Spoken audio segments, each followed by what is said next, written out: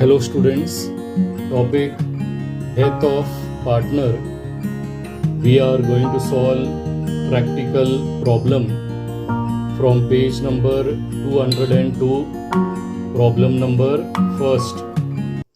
Information दिया है Rajesh, Rakesh and Mahesh were equal partners on 31st March 2019.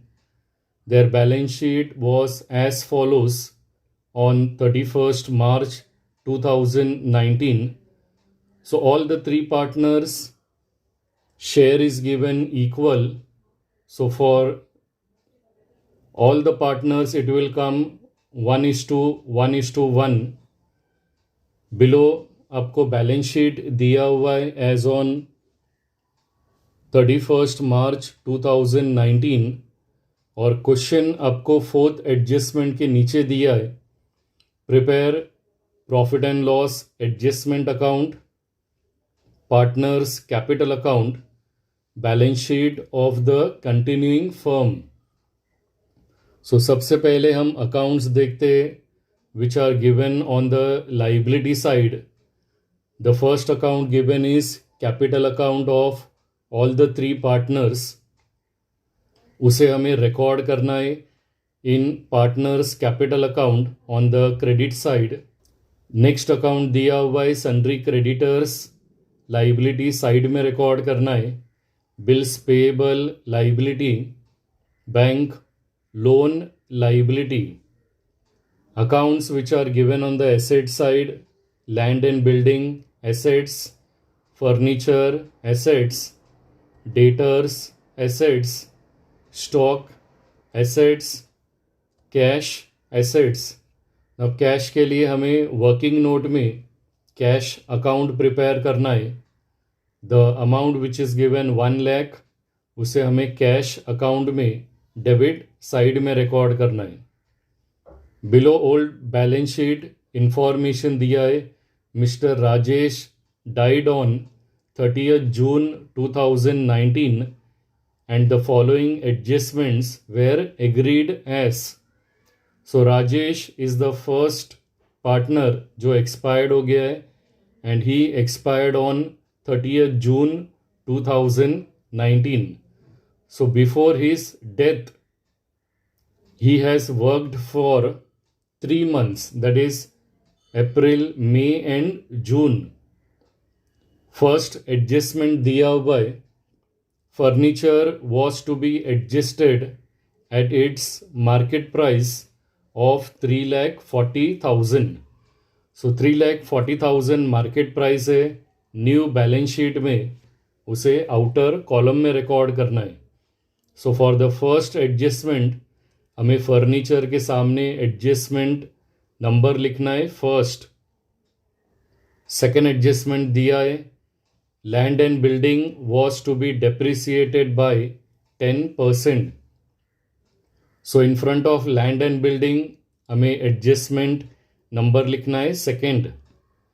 Third adjustment is given provide RDD 5% on debtors. So in front of debtors हमें adjustment number लिखना है third. Fourth and last adjustment दिया है the profit up to the date of death of mister Rajesh is to be calculated on the basis of last year's profit which was 1,80,000. So in the last adjustment हमें deceased partner Rajesh का share in profit calculate करना है up to the date of death. और share in profit calculate करने के लिए हमें formula use करना है last year's profit which is 1,80,000 multiply by his share. Rajesh का शेयर है 1/3 multiply by months till his date of death. Rajesh has worked for 3 months, so multiply by 3/12. Now सबसे पहले हम कॉलम्स ड्रॉ करते एंड कॉलम्स ड्रॉ करने के बाद अभी हमें अकाउंट ट्रांसफ़र करना है from the old balance sheet. So first account which is given on the liability side is capital balance of all the partners. उसे हमें ट्रांसफ़र करना है in partners capital account on the credit side. So credit side में लिखना है by balance brought down, amount तीनों भी partner का कैपिटल अकाउंट में रिकॉर्ड करना है. The next account is sundry creditors, उसे रिकॉर्ड करना है on the liability side.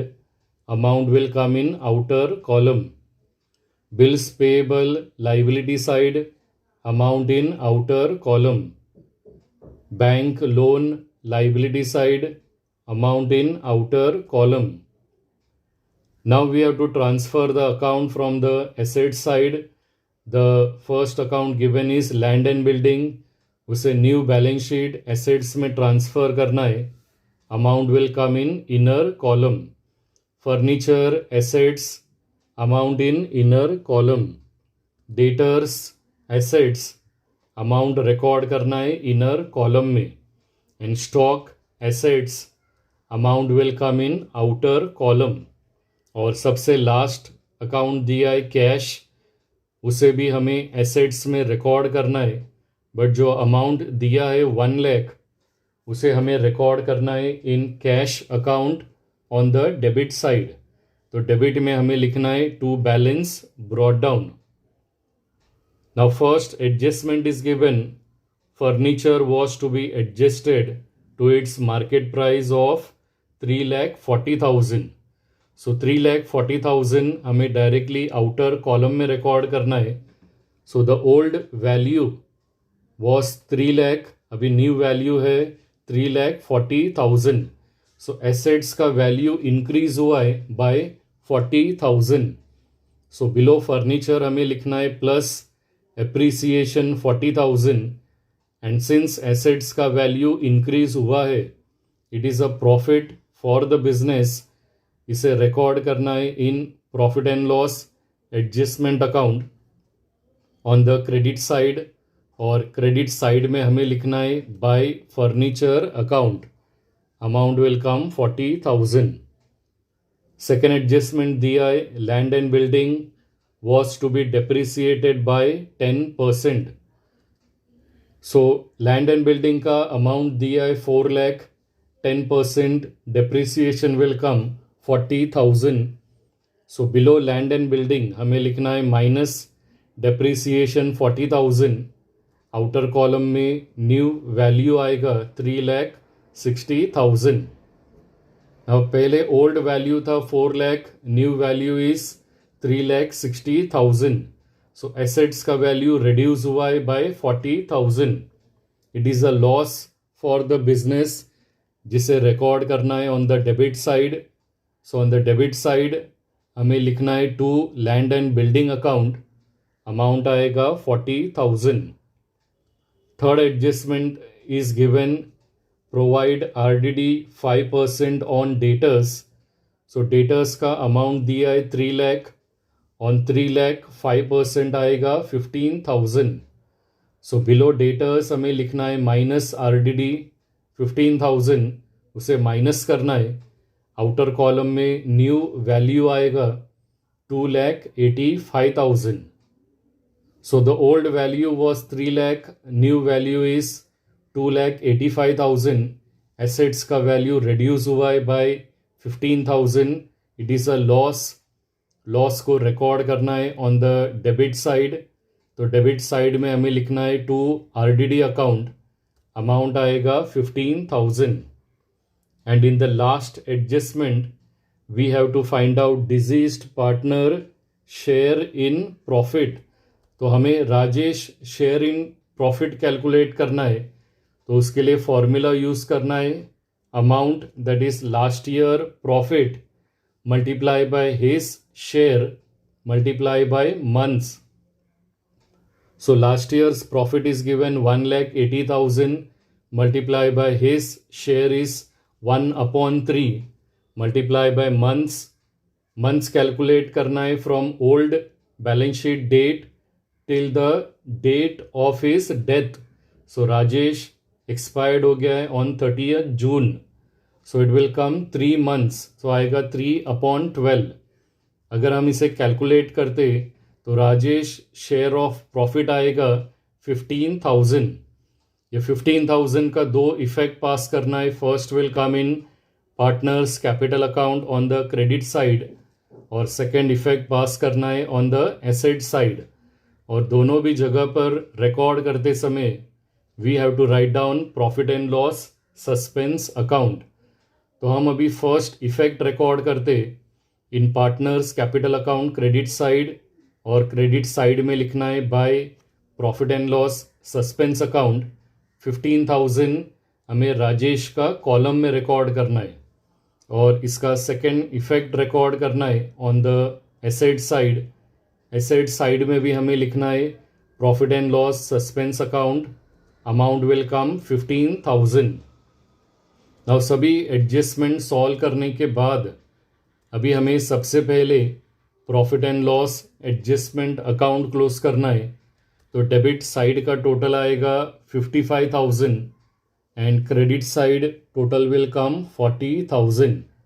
So debit side का टोटल ज़्यादा है 55,000, हमें डेबिट साइड में रिकॉर्ड करना है एंड सेम अमाउंट हमें क्रेडिट साइड में रिकॉर्ड करना है।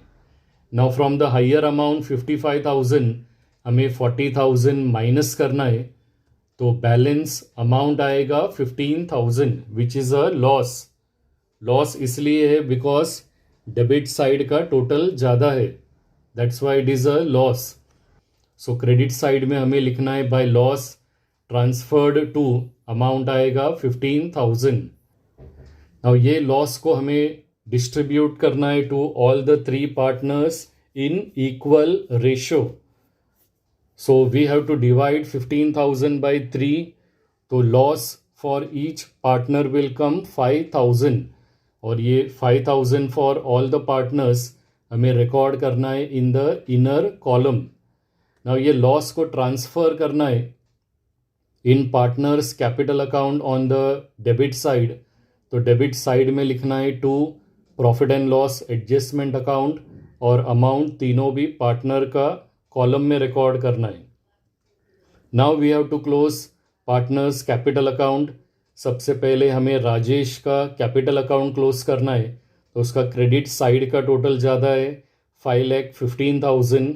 ये सेम अमाउंट हमें डेबिट साइड में रिकॉर्ड करना है एंड फ्रॉम 5,15,000 हमें 5,000 माइनस करना है, तो बैलेंस विल कम 5,10,000।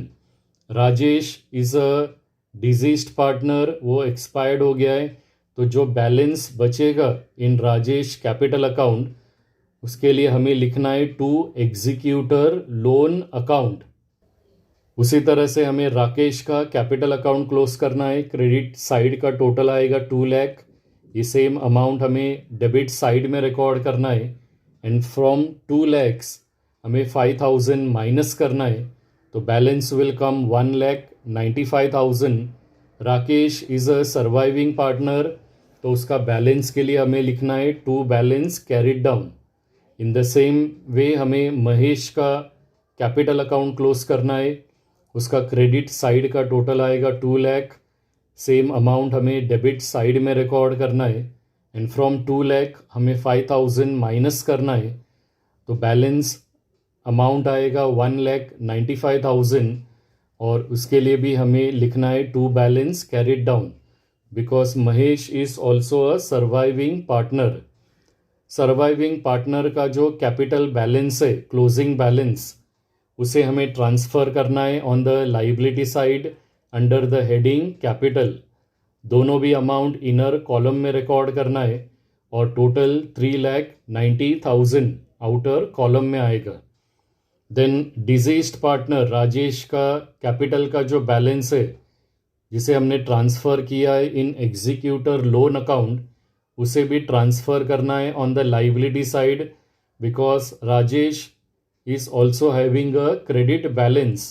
तो ऑन द लाइबिलिटी साइड हमें लिखना है Rajesh executor loan account, amount will come 5,10,000। After closing partners capital account and transferring the balance, next हमें कैश अकाउंट क्लोज करना है। कैश का डेबिट का टोटल है 1 लाख, ये सेम अमाउंट हमें क्रेडिट साइड में रिकॉर्ड करना है एंड सेम अमाउंट कैश का क्लोजिंग बैलेंस आएगा and cash is having a debit balance, debit side का टोटल ज़्यादा है, सो 1 लाख को हमें ट्रांसफ़र करना है on the asset side. Cash हमने ऑलरेडी रिकॉर्ड किया है एसेट साइड में, उसी के सामने अमाउंट रिकॉर्ड करना है 1 लाख एंड एट लास्ट हमें बैलेंस शीट का टोटल करना है। आपका बैलेंस शीट हमेशा टैली हो जाएगा, सो बैलेंस शीट का टोटल आएगा 12 lakhs।